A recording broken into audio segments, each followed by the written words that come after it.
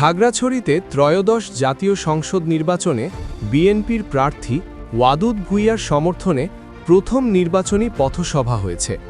বিকেলে শহরের শাপলা চত্বর সংলগ্ন মুক্তমঞ্চে জাতীয়তাবাদী মারমা সম্প্রদায়ের উদ্যোগে এ পথসভার আয়োজন করে। এই উপলক্ষে সরকারি কলেজ মাঠ থেকে বর্ণিল র্যালি বের করা হয়।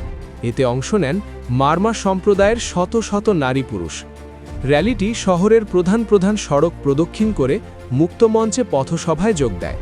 সেখানে প্রধান অতিথি হিসেবে বক্তব্য রাখেন বিএনপির প্রার্থী ওয়াদুদ ভূঁইয়া। এ সময় তিনি বলেন, মারামারি ও কাটাকাটির রাজনীতি আর নয়।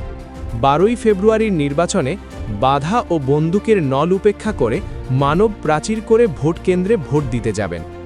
সম্প্রীতির খাগড়াছড়ি গড়তে সকলকে ঐক্যবদ্ধ থাকার আহ্বান জানান বিএনপির প্রার্থী ওয়াদুদ ভূঁইয়া। এর আগে পথসভাস্থলে মারমা সম্প্রদায়ের নারী পুরুষেরা হাতে ধানের ছড়া নিয়ে নির্বাচনী থিম সংয়ের তালে তালে নাচেন। পথসভায় জেলা বিএনপি ও মারমা সম্প্রদায়ের নেতৃবৃন্দ উপস্থিত ছিলেন।